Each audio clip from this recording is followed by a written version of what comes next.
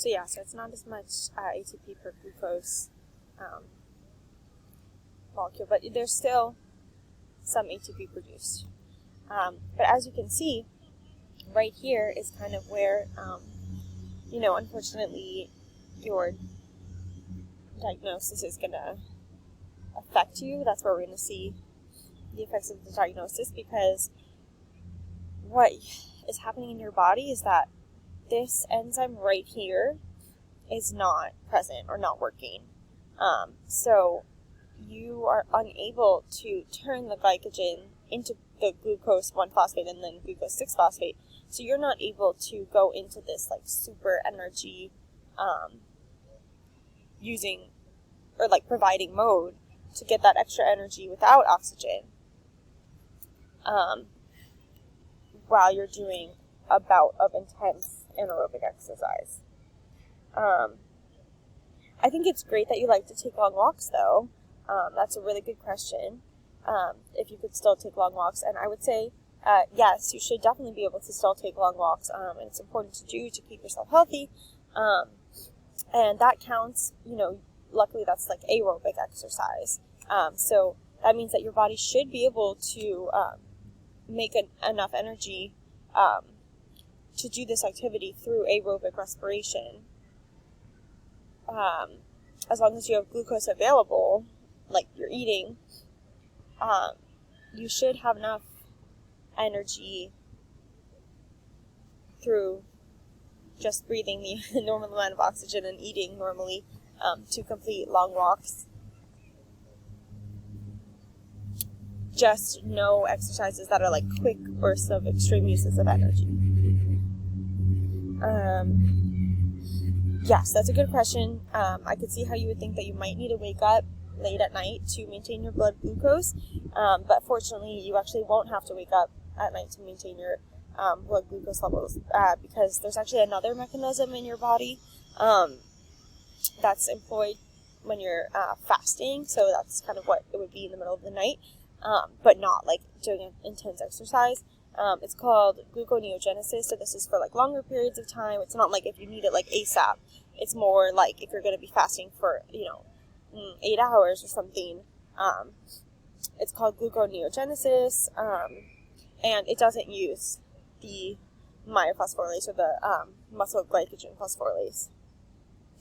And then, no, you will not have to worry about lactic acid buildup, because lactic acid happens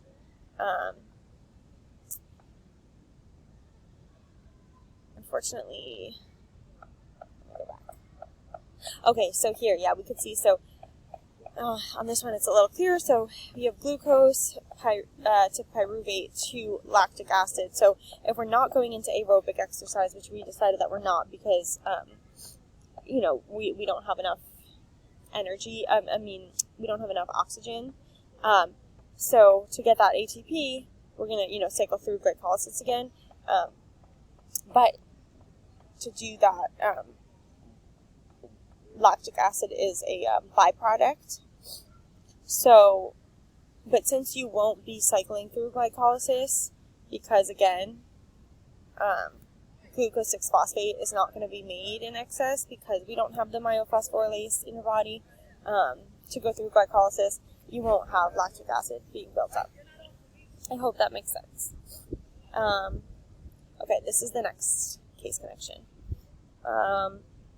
So this patient came in, and the insulin levels are obviously really low. So it makes sense that this patient is experiencing fatigue, fatigue, and increased thirst and urination, because insulin is a key modulator of glucose glycolysis, but also glucose uptake in cells. So as we can see here, this is this is insulin. So it's this glucose transporter is actually regulated by insulin. So it would need the insulin to bind to it in order for the cell to transport glucose into itself. And without insulin, a lot of glucose transporters are insulin dependent, so they won't work. So the glucose, as we can see, will just stay in the bloodstream, raising blood glucose. And if the glucose can't get into the cell, there's going to be, no glycolysis, no electron transport chain, no ATP production from aerobic or anaerobic respiration.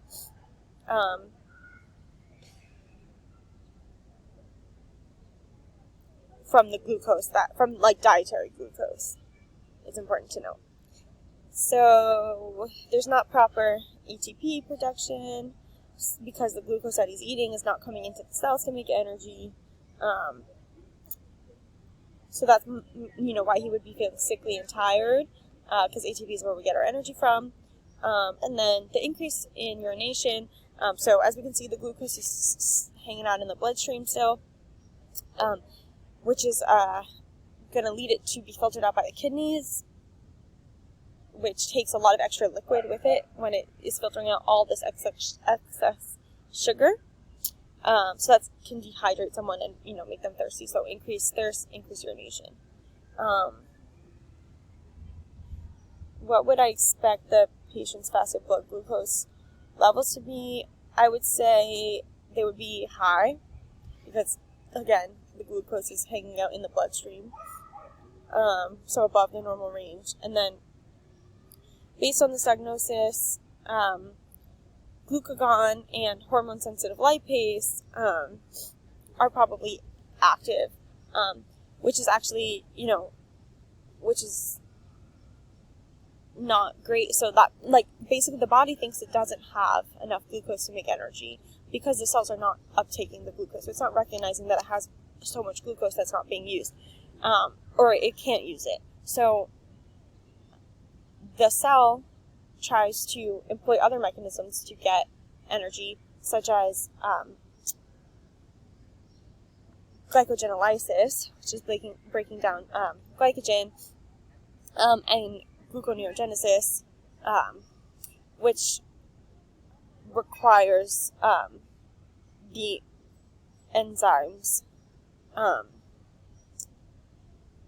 glucagon, which is the glucose is gone. Even though there is glucose to your cells, the glucose is gone. And then as well as hormone-sensitive lipase, which is going to break down fatty acids from fat storages to aid in gluconeogenesis. Okay, thank you so much.